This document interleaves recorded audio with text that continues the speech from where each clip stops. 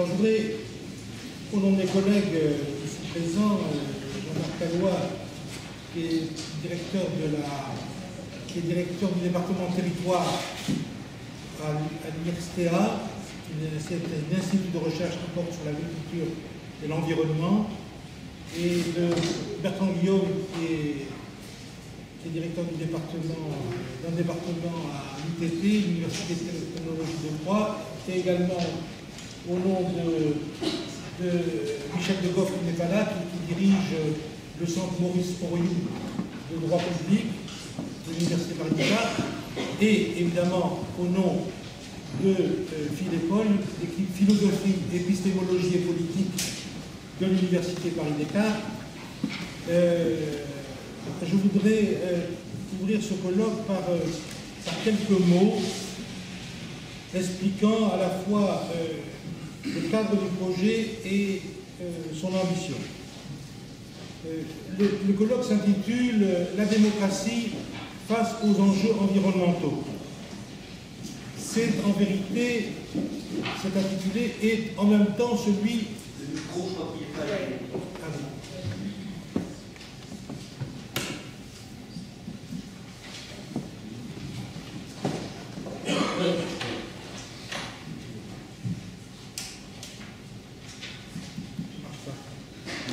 Ça marche, mais Ça marche? Donc je disais que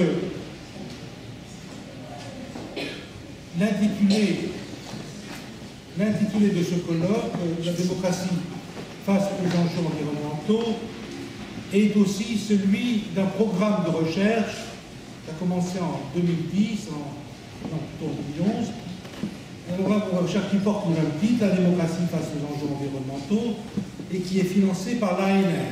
L'ANR, c'est l'Agence nationale de la recherche.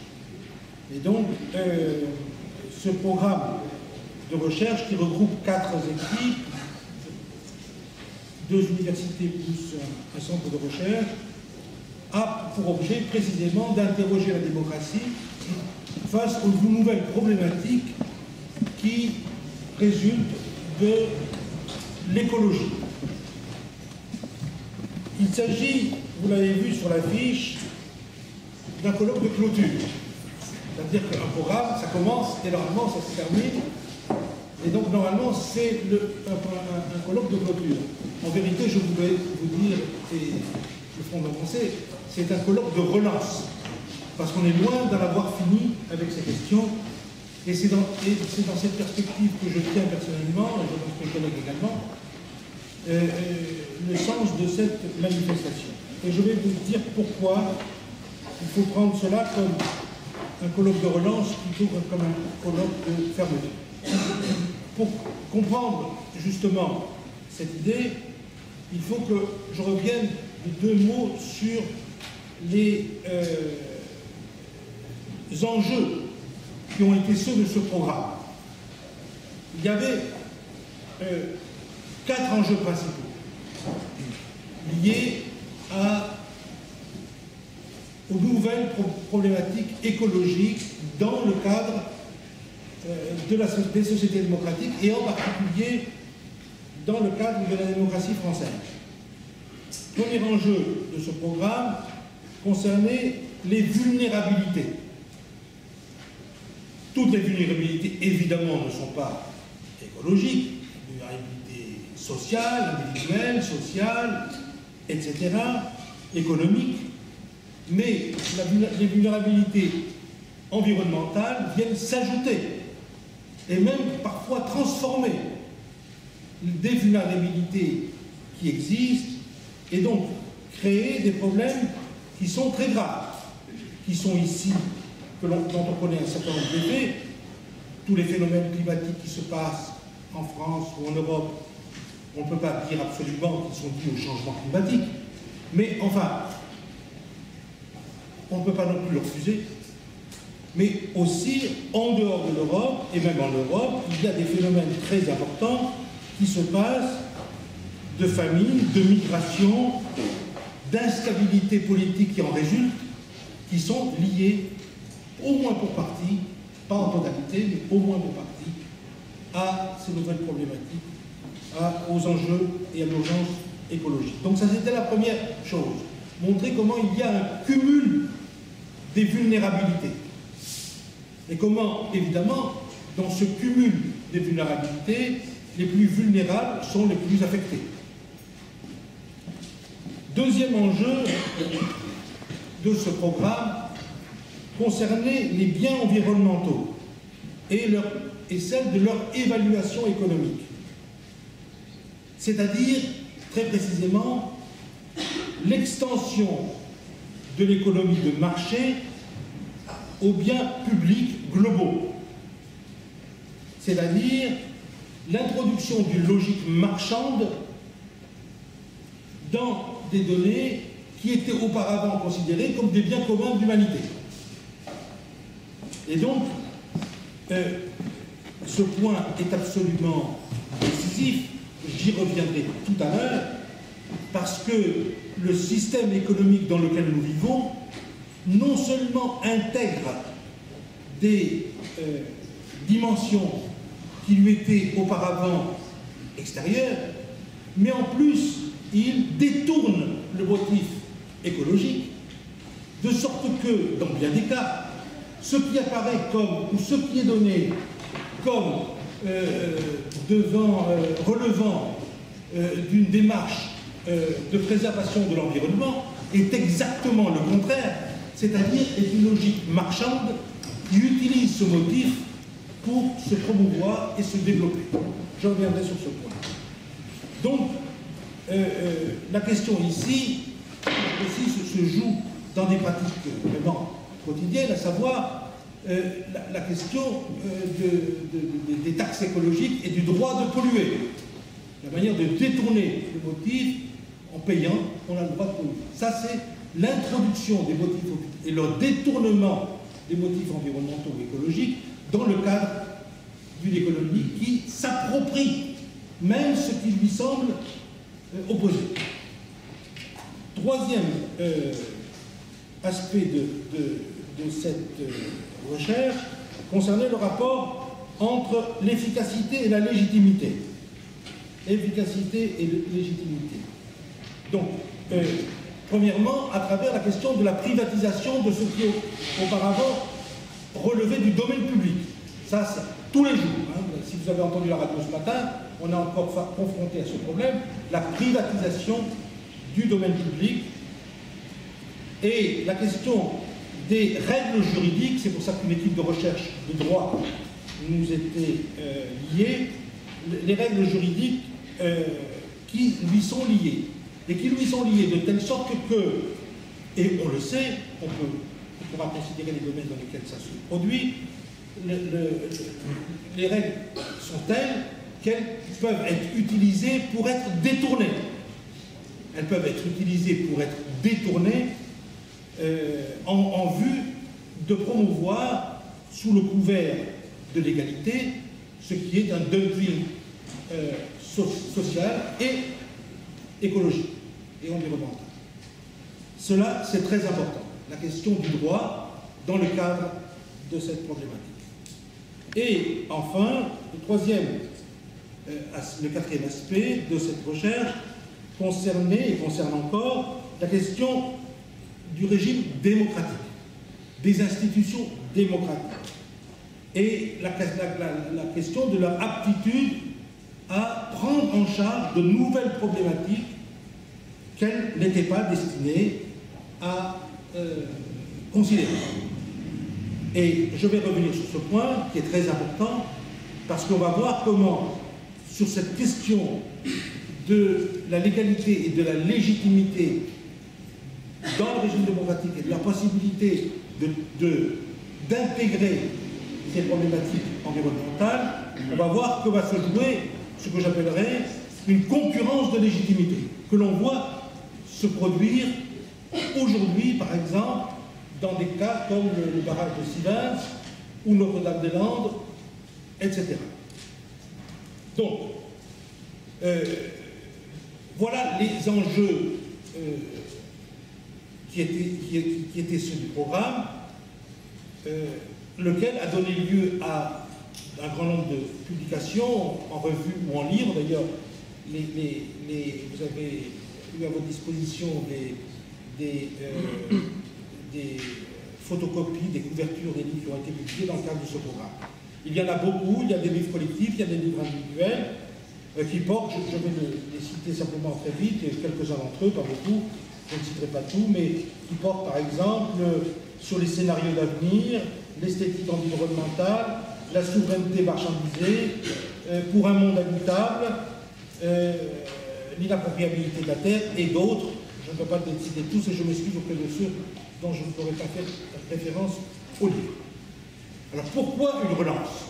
Eh bien parce qu'une relance est absolument décisive en vertu au moins de deux motifs. Premièrement, c'est le rapport entre l'économique et le politique.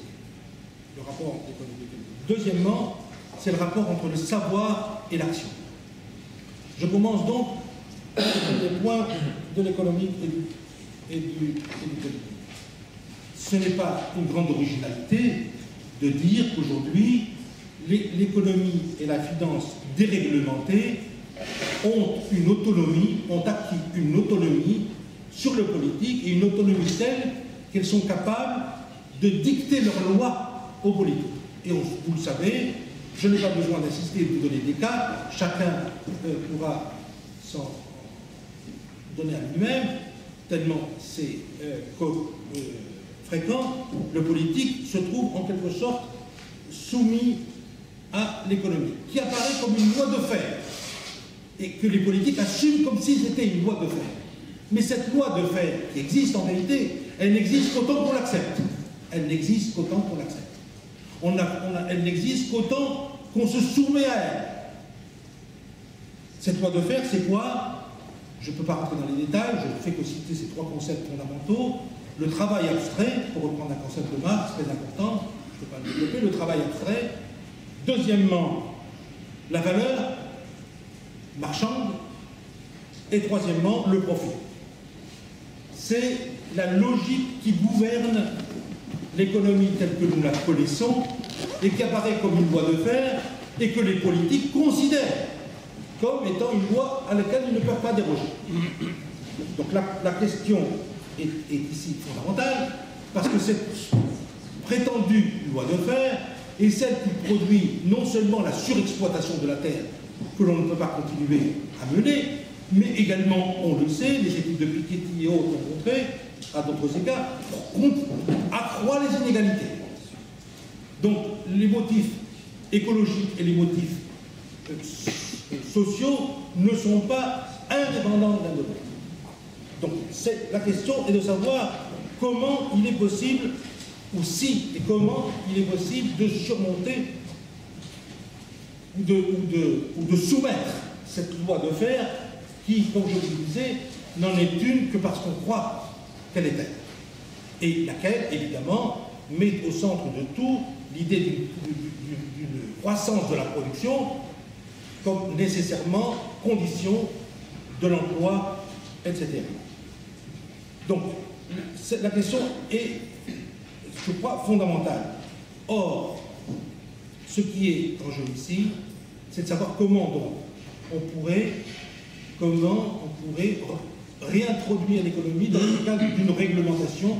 Or cette question pose la question politique, une question politique centrale. Une question politique centrale qui engage évidemment les démocraties. Mais elle n'engage pas simplement les démocraties au sens où il faudrait que les démocraties telles qu'elles existent intègrent des considérations touchant à la finitude de la terre, la finitude des ressources, un autre développement, transition écologique, transition énergétique, ce dont il y a eu un projet de loi voté récemment, et même, je crois que c'est en cours d'ailleurs, la vote définitive n'a pas eu lieu. Ce n'est pas simplement donc cette intégration. La question est beaucoup plus fondamentale que ça. La question est de savoir si les problématiques résultant de l'écologie ne doivent pas nous amener à repenser la démocratie elle-même, à repenser les institutions, à repenser le mode de délibération, à repenser le mode de décision.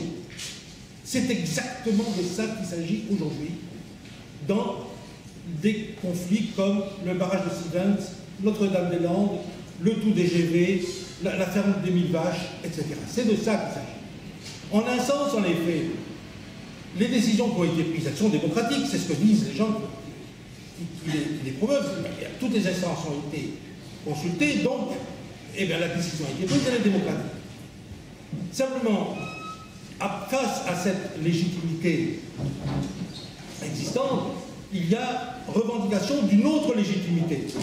D'une autre légitimité qui pose la question de savoir dans quelle société voulons-nous vivre. Dans quelle société voulons-nous vivre? Est-ce que nous voulons vivre dans une société qui accroît les travers de celle dans laquelle on est, qui continue à surexploiter la terre, qui continue à creuser des inégalités. Et donc, s'élève une autre légitimité, une légitimité à laquelle il fait référence à la société que nous voulons, et pas seulement à la société dans laquelle nous sommes, et dont nous héritons. Et donc, vous avez là un conflit de légitimité. Les uns qui disent, mais la décision a été prise après consultation de tous les organes, donc elle est légitime. Les autres qui disent, peut-être tous les organes ont été consultés, mais pas la population. Mais ils ont été consultés par rapport à des normes qui ne sont plus valables par rapport à la société que nous voulons. Et vous avez le conflit. Là, vous avez le conflit. Et quelquefois des morts, comme c'est arrivé récemment. C'est ça l'enjeu fondamental. C'est un conflit de légitimité. C'est un conflit de légitimité qui ne se produit comme tel parce qu'on refuse de poser la question fondamentale de quelle société nous voulons. Et à cela s'ajoute le fait que les politiques pensent qu'ils peuvent régler tout seuls le problème, qu'il vaut mieux pas consulter les populations parce que là, ça devient trop dangereux, alors que c'est en vérité, selon moi et selon beaucoup, l'enjeu, c'est que cela fasse l'objet de délibérations publiques. Et donc, que l'on puisse, ce qui se pose là, c'est la question de la réforme des modes de consultation dans les sociétés démocratiques. La réforme des délibérations, la réforme de la prise de décision. Ce sont des questions centrales pour nous et je pense qu'elles vont être au cœur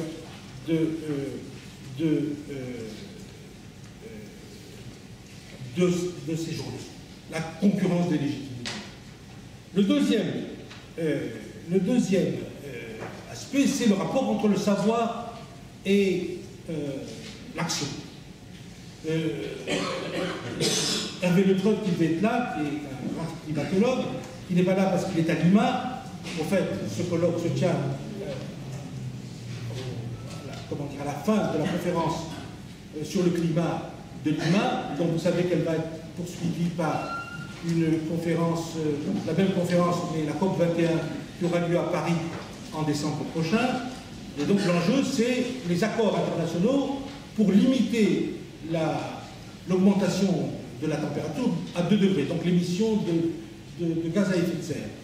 Donc c'est très important, on verra ce que cela donnera, mais dans le courant de la préparation de cette COP21, nous avons pensé situer ce colloque aussi dans cette perspective, parce que précisément, il doit permettre une délibération plus large, une délibération publique, ce qui veut dire une prise de conscience rationnelle des enjeux. Ce qui est, à mon avis, fondamental. C'est pourquoi la deuxième journée de ce colloque, qui se passera au Palais Bourbon, sous le patronage de Jean-Paul Champier, qui est député et président de la Commission développement durable et aménagement du territoire de l'Assemblée nationale, portera justement sur ce rapport entre le savoir et l'action. Et justement, je parlais de Hervé Le Treut, qui ne peut pas être là parce qu'il est à Lima, c'est une question qui est posée constamment, mais comment le savoir élaboré, que ce soit par les physiciens, les climatologues, les écologues, etc., les théorisations de cela dans la théorie économique, dans la théorie politique et ailleurs, peuvent passer au niveau politique. Étant donné que, comme chacun sait, les politiques sont comment dire, ne voient pas plus loin que le bout de leur nez, non pas parce qu'ils n'ont pas de vision plus lointaine, mais parce qu'ils sont pris par des urgences immédiates. Mais la question est centrale, on ne peut pas négliger ces questions, d'autant qu'elles sont aussi des urgences immédiates, pas seulement pour demain, pour le monde de demain, mais pour le monde d'aujourd'hui. Donc la question du rapport entre savoir, recherche, savoir et action est tout à fait légitime. Et c'est pour ça que la journée de demain, qui sera particulière, qu'on n'organise pas fréquemment, donnera lieu à une rencontre avec les politiques et un dialogue avec eux, si ce n'est une confrontation. Un dernier mot pour terminer ce propos d'introduction, pour dire qu'on parle de transition énergétique, plus largement transition écologique. On veut signifier par là que ce qui doit se passer de manière paisible, progressive, et on a raison de le faire. Mais si aujourd'hui on parle de transition, et si aujourd'hui on ne fait pas les transitions, demain, elles s'imposeront à nous de l'extérieur, comme une mutation que l'on ne choisira pas. Et donc nous sommes, je crois, certains le savent, beaucoup l'ignorent, beaucoup ne veulent pas le voir, énormément font du profit en masquant les choses. Nous sommes à une heure qui est véritablement décisive. La question du tournant que nos sociétés doivent prendre, parce qu'elles ne peuvent pas continuer à se développer comme elles le font. Et ce tournant qu'elles doivent prendre, il peut être soit, comme c'est encore possible aujourd'hui, choisi, soit il nous tombera dessus comme un dessin. Inévitable. Donc voilà ce que je voulais vous dire à titre préliminaire. Donc, nous pouvons maintenant passer à la première session de ce colloque.